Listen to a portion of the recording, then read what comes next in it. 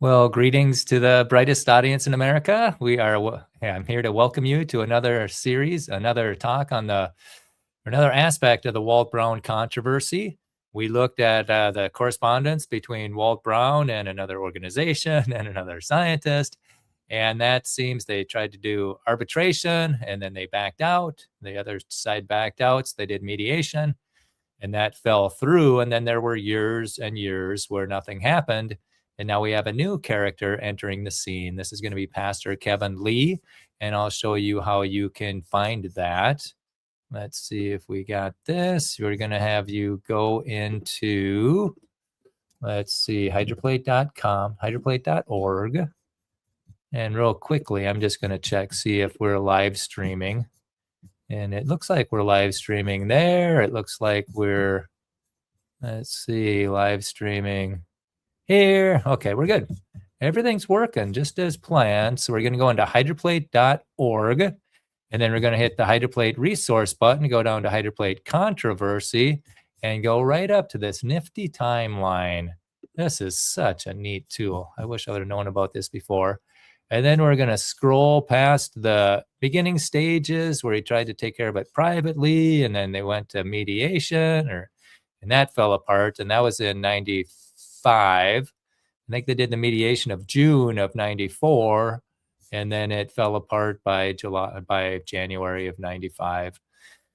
The way it looks to me. And so so nothing happens until 2001. What happens here? Figure 1, figure 2.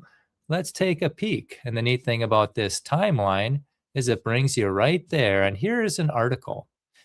Is AIG helping or hindering? Part 1, September 24th, 2001. Note from Pastor Kevin Lee. The following is an article written by Dr. Walt Brown, who is the author of the hydroplate theory explanation of the biblical flood of Noah. Dr. Brown sends this article to those who contact him asking why AIG and ICR have discouraged their supporters from embracing his hydroplate theory as a viable explanation of the flood. I have reproduced Dr. Brown's article below with permission.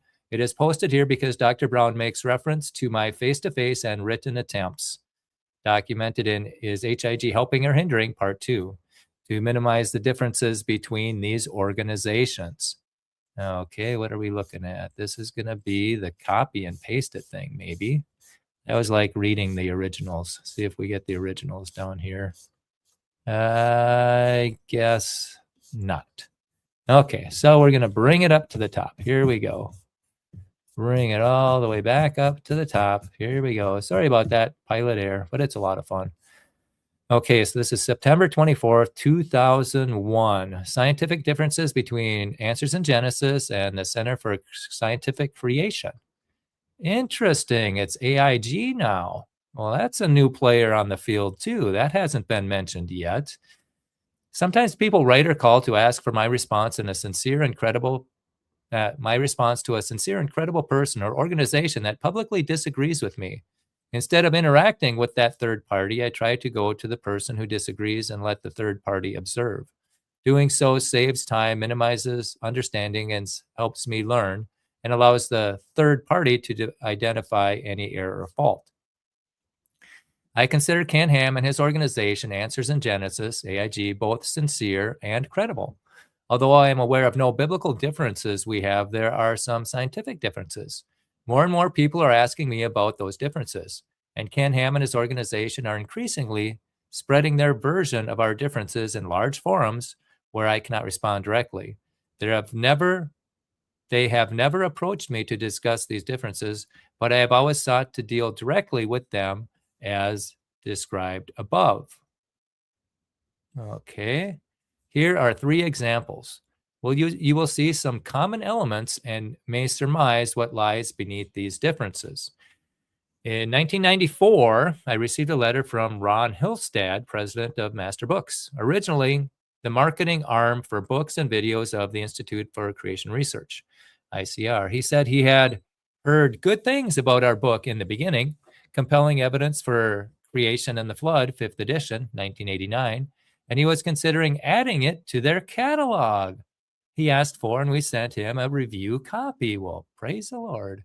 2 months later, Ron wrote back and said that he had asked Ken Ham to review the book. Ken recommended that Master Books not carry the book because it contained one paragraph on the moon dust argument, which Ken said had been discredited. Therefore, Ron said Master Books would not carry in the beginning. Previously, many creationists had asked for our reaction to AIG's and ICR's rejection of the moon dust argument. We always answered the inquiries as best as we could without criticizing either group. When was this? 1994. 31 years ago. This could have been front and center. Oh boy. But Ken recommended that Master Books not carry the book. I gave little thought to Ron Hillstead's rejection until shortly after the 6th edition was published in 1995, during a series of speaking engagements in Colorado Springs, then the home of Master Books. I took the 6th edition to Ron's office. I showed him the expanded section on the moon dust issue and explained in detail 3 errors Ken Ham and AIG were making, each of which invalidates their position. The 7th edition describes a 4th error. Ron seemed to understand the errors. Then I offered to telephone Ken Ham from Ron's office and discuss the matter with Ken so Ron could hear Ken's answers directly. I predicted that Ken would not even discuss the matter because he was relying on others who had made these errors. Ron said a phone call would not be necessary because he knew Ken well enough to know that what I was saying was correct. I sent this story to Ken Ham about 2 years ago. He had no comment. AIG, what's the date on this thing? 2001. Okay. So in 1999, he sent it to Ken Ham. All right. Okay, number 2. AIG has published several articles on the frozen mammoths of Siberia and Alaska, none of which addresses the many questions that have perplexed laymen and scientists alike for over a century. After each article, we receive calls and letters from people wanting a response. Again, we try to respond without criticizing AIG. One inquiry came from an astute reader of both what I have written and articles AIG has published by Michael Ord. This reader, Pastor Kevin Lee, called Michael and was surprised that he had not read what I had written. Pastor Lee sent a copy of In the Beginning to Michael. A month later, Michael was kind enough to email Pastor Lee his disagreements with me concerning the frozen mammoths. I responded to all points in writing, sent it to both men, and to clarify matters further, offered to participate in a 3-way phone call with Michael Ord and Pastor Lee. Pastor Lee set up the conference call. What surprised me during the 80-minute conversation was that I needed to say very little. Lee, who had a scientific background before becoming a pastor, tore into the false logic, poor science, and basic questions Michael had ignored. I could see that. Questions the hydroplate theory answers clearly and simply. If Michael wasn't embarrassed, he should have been. So should AIG. In December 1999, after seeing AIG's hostility towards CSC, Pastor Lee flew from Seattle to Denver simply to talk to Ken Ham. Pastor Lee wrote the following. I wanted to appeal to Ken to at least read Walt's book. I gave Ken a copy of In the Beginning. In our meeting, Ken was hostile and arrogant toward Walt personally and toward the hydroplate theory. Ken didn't provide any technical arguments and admitted that he had never read Walt's theory. I left the material with Ken and encouraged him to read it with an open mind. The following May, 2000, Ken was a guest speaker at our pastor's conference. Following his presentation, I asked Ken if he had read the materials I gave him the previous September. Ken said he had not. What was shocking to me, Ken still refused to read Walt's book, even though the hydroplate theory is the only flood theory which explains many aspects of the flood and answers the questions of where the water came from and where it went. I contacted another prominent AIG and ICR. I other prominent AIG and ICR detractors of Walt's theory trying to learn their technical reasons for disagreement. Not one responded with any kind of technical argument, written or oral. What continued to shock me was that none had read the book. One detractor, Russ Humphreys of ICR, agreed to make a technical response if I would send him a free copy of the book. 6 weeks later, he told me that he still had not read the book, did not intend to, and would not make any kind of technical response since he knew the catastrophic plate tectonics was correct, and therefore the hydroplate theory had to be wrong. After years of seeing this hostility, I have concluded that the root cause of the problem is spiritual. The biblically and scientifically sound hydroplate theory should be a silver bullet in which the wicked heart of the evolution should be a silver bullet in the wicked heart of the evolution lie. As such, Satan is using the fleshly pride and empire building of some Christians to create confusion and division. Otherwise, they would at least read the book and be willing to debate its arguments. Okay, unquote. This is Walt Brown again. Pastor Lee has written an expanded version of this conversation with Ken Ham that is attached as Is AIG Helping or Hindering Part 2. Others have told me similar comments they have heard from Ken Ham. Note from Pastor Kevin. I encourage the reader to go to this Part 2 before reading the rest of this article by Dr. Walt Brown. Okay, let's go to Part 2, shall we? I hope it's down here. Okay, go to Part 2. Okay. Oh boy, what's here? Part 1. Oh, I wish I'd have been reading that. Let's see if there's a Part 2 on this one. We might have to exit out of here. Maybe, maybe not. Yeah. Okay. So we're going to go to Part 2. We'll show you how to do that again. We're going to go make a new thing. This is at hydroplate.org. You know the routine, hydroplate resources, down to hydroplate controversy, up to the hydroplate timeline on the top. Okay, and then we're going to go through this bottleneck of activity, and we're going to go up here, and hopefully Flood 2 is right here. Okay, he wants us to read this first. Flood 2. Okay, date Monday, September 24th, 2001. Helping or Hindering Part 1. Okay. Note from Pastor Lee. The following is an article by Dr. Walt Brown, who is the author of the hydroplate theory explanation. Okay, Part 2, Helping or Hindering. Let's take a look at that. That's what we're shooting for. Oh, boy, goodness, what happened here? Oh, boy, oh, boy, oh, boy. Page not found. Oh, I guess we can't do Part 2, apparently. Oh, that's unfortunate. So, page not found. Oh, we can't do anything about that now, can we? All right, let's back it up. Maybe it's at the bottom of this one. Or maybe that's what this is. Walt Brown.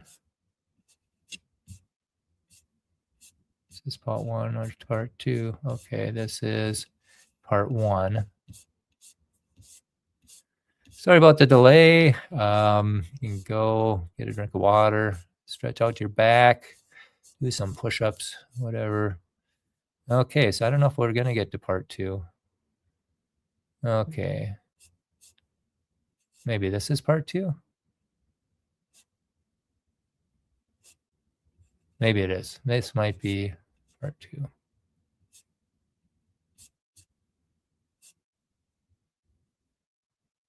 Oh, no, that's not it. Sorry about that. Goose chase. We're going back. All right. Where are we at here? Okay, let's read this thing. I always like that better.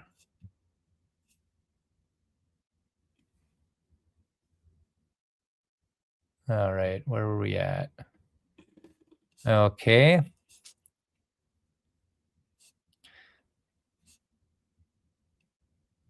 Pastor Lee set up the phone call. Pastor Lee flew. This is what Pastor Lee said. Oh, maybe this. Can-Am is attached as helping part 2. This is what he wanted us to read. Will this page be there? Oh, part 2. This is what he wanted us to read. Version 2, August 7th of August 225. The following corresponds documents Pastor Kevin's attempt to get the Answers in Genesis ministry to stop their practice of spreading false information about Dr. Brown's hydroplate theory. This correspondence between Pastor Kevin and AIG happened in late 2001 and early 2002. Until now, November 2004, Pastor Kevin has chosen not to post this correspondence on the church's website nor give it to others for distribution. He did give it to about 10 people who were interested with the understanding they would not spread it. The decision to keep this correspondence confidential until now was to prevent distracting the body of Christ over this issue and to give AIG a chance to correct their misrepresentations of Dr. Brown's work.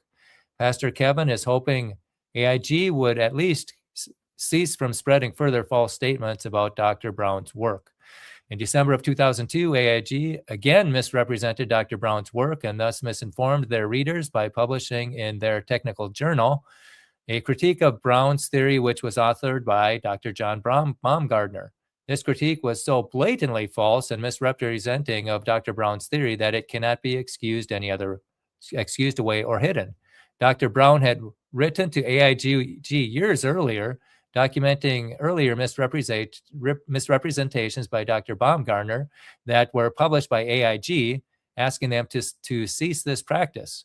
Soon after, AIG stopped distributing Dr. Baumgartner's false representations, but they have now returned to using Dr. Baumgartner as a source to critique Dr. Brown's work and have done so without making a single attempt to ensure accuracy. If the editor of a major newspaper had the same disregard for accuracy, it might make national news, and the owner would take drastic steps to correct the wrong and restore reader confidence. When Pastor Kevin became aware of that AIG published Dr. Baumgartner in December of 2002, he decided it was time to make the following correspondence public. However, Dr. Brown told Pastor Kevin that another technical journal reader, Joe O'Connell, who was also very familiar with the facts of the hydroplate theory, had also noticed the patent disregard for accuracy and had written his own letter to AIG confronting them about their false statements. AIG refused to print his original letter, but encouraged Mr. O'Connell to write another letter limited to discussing the technical issues and without any comments that would put AIG in a bad light. Pastor Kevin waited to see if they would follow through with printing Mr. O'Connell's second letter. Sadly, AIG refused, thus refusing to correct the false statements they helped spread to the thousands who read their technical journal. Finally, as Pastor Lee continues to follow scientific discoveries on Mars and with the Stardust space probe of the Wild 2 comet, which confirm Dr. Brown's published predictions and or support the premise of the hydroplate theory, he can keep it quiet no longer. AIG, by their lack of truthfulness in the technical journal, may have wrongfully steered many away from Dr. Brown's theory, which is consistent with the Bible, answers where the water of Noah's flood came from and where it went, and why there is evidence that large amounts of salt water once flowed in a liquid state on Mars, and why scientific instruments are picking up evidence of organic life in comets. Christians must be aware of these answers in order to have answers in Genesis. Isn't it amazing that an organization with this name has for years been one of the greatest hindrances to getting these answers into the hands of those who have trusted them to do so? Getting those answers into the mainstream is more important than the distractions caused by pulling the veil off of AIG. It is assumed that the reader has read Answers in Genesis Ministry. Are they helping or hurting part 1 before coming to this part 2 file? As lead into Pastor Lee's correspondence, the following 3 letters between Dr. Brown and Dr. Wieland and AIG Australia provide the background that caused Pastor Kevin Lee to start corresponding with Dr. Wieland. Okay, so it's assumed that we read that, so we'd better go back and read that. Let's see, not this one. Okay, let's do this all over. Oh, we have to. We can't get out of here. Okay, we're going to start at the top. Hopefully we get a home page back in there.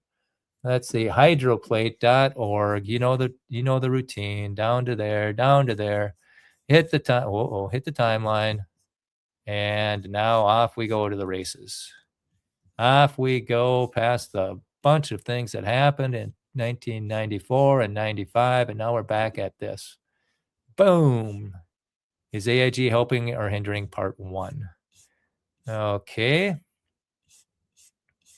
Let's see. I thought there wasn't. Oh, there it is. There we go, folks. Now we're cooking with gas. All right. Okay. Yeah, there we go.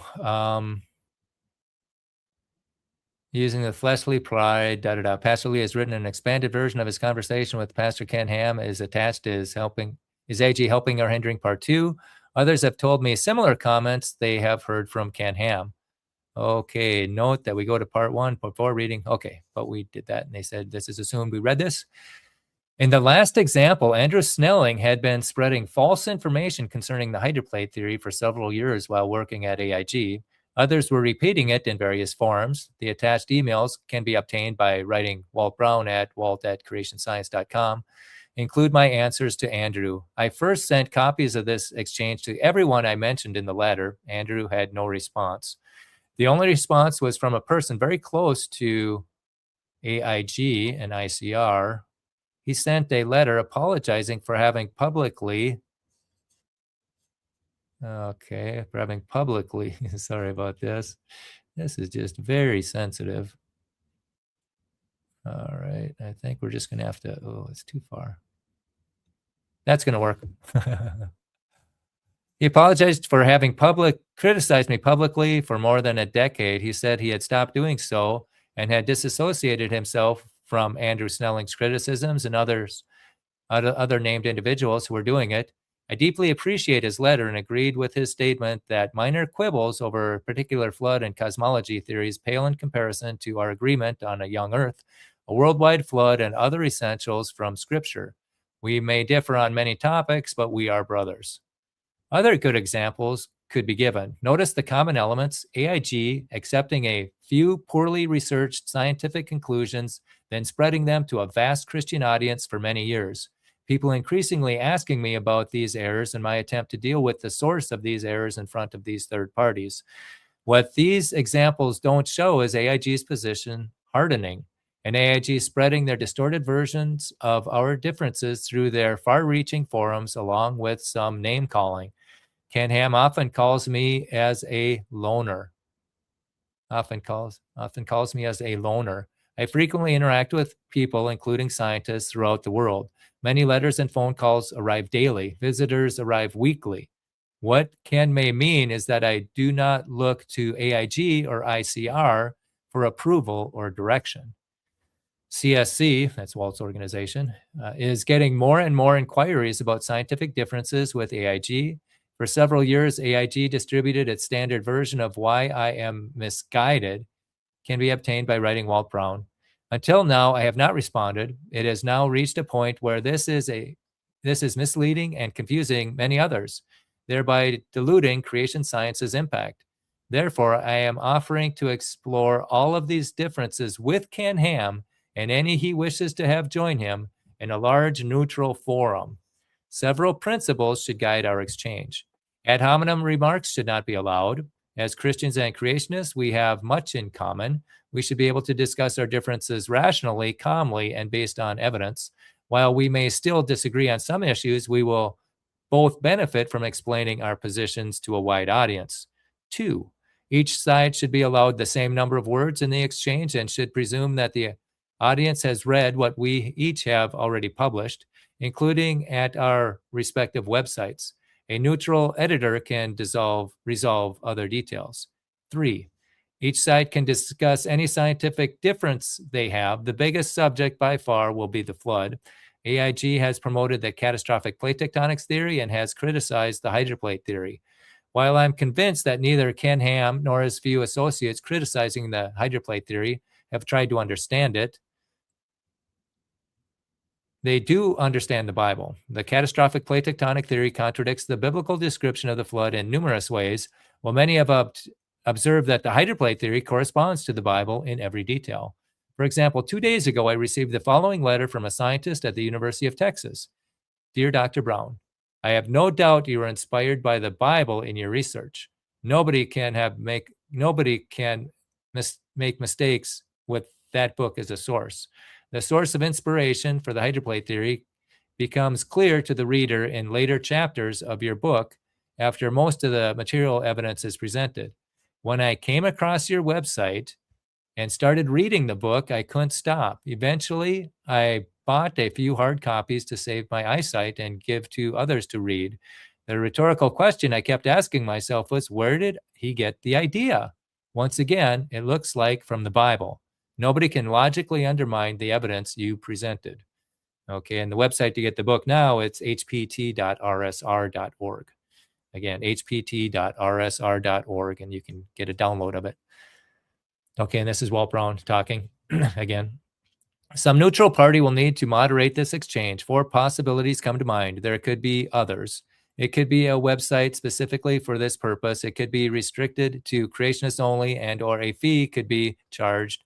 Secondly, the exchange could be attached to a series of newsletters of some creationist organization. Those exchanges could later be bundled and sold as a small book or placed at anyone's website. As a third possibility, the written exchange could precede some creation conference. Then Ken and I could have an oral exchange at the conference, and attendees could be given the more detailed written exchange. A fourth possibility would be for AIG's technical journal to devote 20 pages in each of 4 consecutive issues to the scientific differences we have as of this date. AIG and CSC would each be allowed 10 unedited pages, half of which would be devoted to comparing the hydroplate theory with the catastrophic plate tectonic theory, and half to our remaining scientific differences. To aid the reader, a neutral editor would arrange our opposing evidence and arguments as close to each other as possible. Probably the most difficult step will be getting Ken Ham to participate, but he could get others to join him if he wishes. AIG has published articles and hosted a recent conference featuring the catastrophic plate tectonic theory. AIG may not realize that the authors of that theory will not defend it publicly against someone knowledgeable. Oh my, yeah, we found that out this year, didn't we?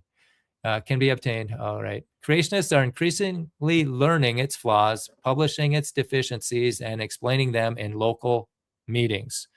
Yeah, who was it? Bob Enyart. You go into Real Science Radio, Bob Enyart, he does a video on this. Okay, the most frequent question I get concerning the hydroplate theory is, why haven't I heard about this before? Exactly, me too. Actually, more than 43 million people have seen a 5-minute animation of it, and about 100,000 people, both scientists and laymen, have heard a 2-hour presentation on it and have been able to question me at length. Perhaps another 100,000 have read about it in the beginning. In addition, the web version of the book receives more than 3 million hits a month. It has been on the internet since 1995. Responses to all have been about 99%, over 99% favorable. Creationists who are surprised they have not heard about it may have primarily looked to ICR and or AIG for their information. In 1976, after explaining the theory to ICR's Henry Morris, Duane Gish, and Harold Schlusser for most of one day, Henry Morris asked if I would write a technical monograph on the theory for ICR to publish. I declined for 2 reasons. First, my job as an Air Force colonel was very demanding, and second, there were so many aspects of the theory that had to be studied in depth. I retired at the earliest opportunity from the Air Force, 1980, so I could do this. Only then was I able to do enough intensive research and thereby gain sufficient confidence in the theory to begin disseminating it. The subject of the flood was much broader, and the event was more catastrophic than any of us had imagined. Also, my scientific training, PhD at MIT, and many technical assignments have taught me to consider all aspects of a problem and not be confined to one or a few academic disciplines. Objections AIG gives to the hydroplate theory have no scientific substance and simply show that they haven't read it. Those objections are, number 1, Walt Brown is not a geologist. Oh man, I've heard that. Number 2, creationist geologists, meaning the 2 or 3 working for ICR and AIG, have not accepted the theory. I've heard that too. Number 3, the theory is speculative. And number 4, Walt Brown is a loner. Okay. For several years, AIG has sent a standard response to people inquiring about in the beginning or the hydroplate theory. The points made without exception lacks specifics, do not reflect what I have written, or if they touch on science, are incorrect. It is unreasonable to expect the creationists to agree on every scientific detail or even the theories about the flood. Such differences are to be expected. I never try to persuade a person to agree with me unless they raise the subject or ask me for an explanation. I welcome reasoned disagreement. What concerns me are vague objections from those with large megaphones who show that they have not read what they criticize, who make ad hominem attacks, who will not deal directly with you, and who do not put their opposing views to the same scrutiny.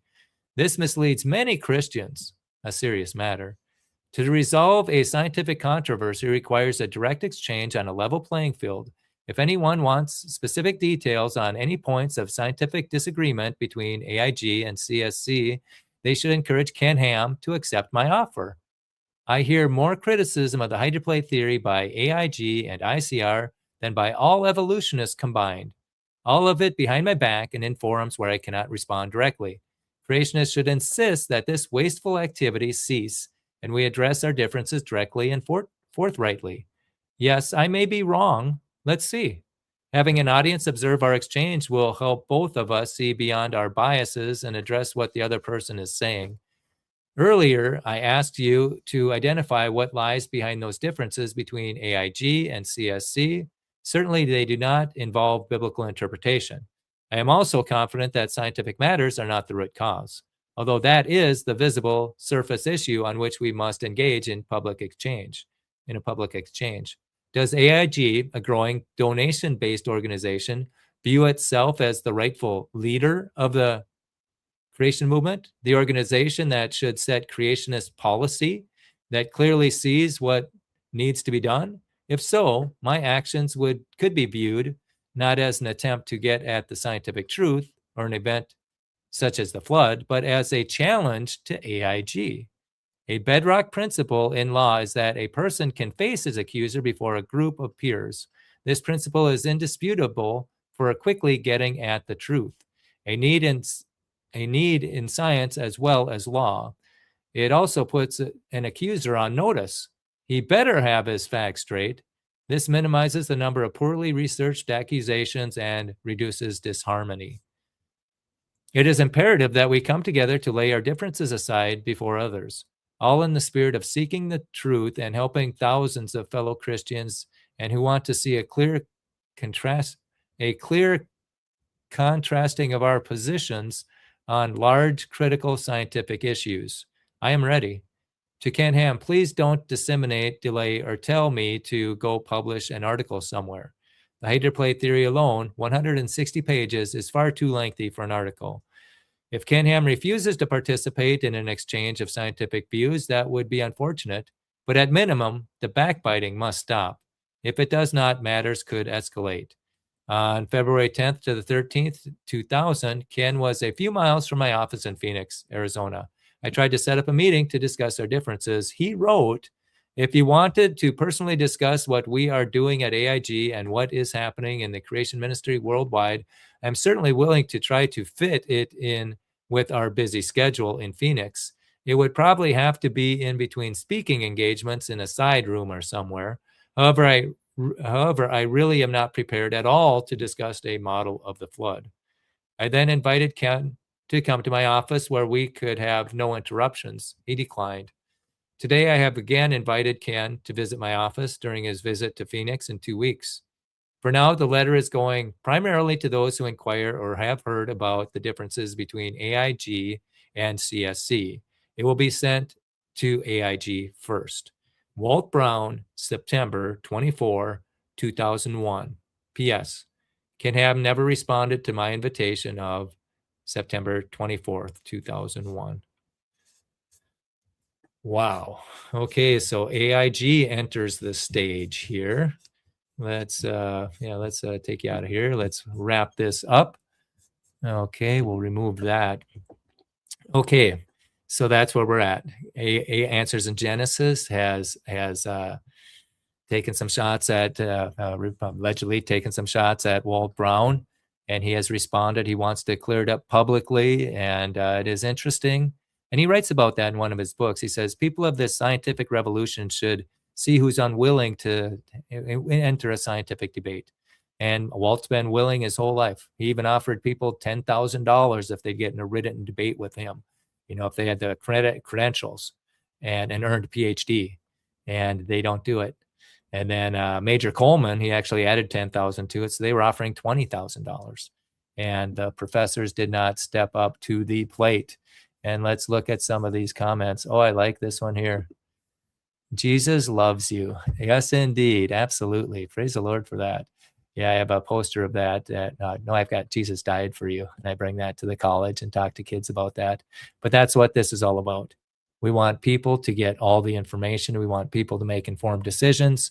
And we want a theory that's making accurate predictions to be brought into the mainstream. Jesus said, I'm the way, the truth, and the life. No man comes to the Father but by me. And he likes the truth. And I think people should be able to think, come, let us reason together, saith the Lord.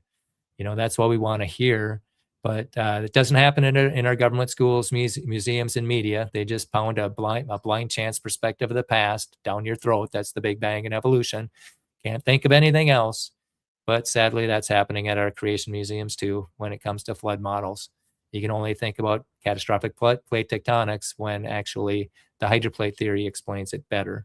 So what can we do? What can we do? This has to be a grassroots movement from the bottom up. And so I encourage people to start asking questions. You know, what do you think of the hydroplate theory and its accurate predictions? You know, and why isn't the theory that's making accurate predictions being discussed or even presented? And you can do this in public, in person. When you hear a creationist speak, they have Q&A. You can ask them that. You can do it at the museums, the Creation Museum, the Discovery Center, and have that. And also you can do it online. When you hear a creationist talking online, that's live, you can start chatting, you know, asking these questions. And one of the questions I recently asked, they were talking, I heard a creationist talking about how we should, treat the evolutionists with Christian love. And I asked, would you treat a Christian who supports the hydroplate theory with Christian love? Can somebody ask about this without being blackballed? So that's where we're at. So again, this is a bottom up. This was Walt Brown's letter that he would send to people who inquired about it. And now we'll move on.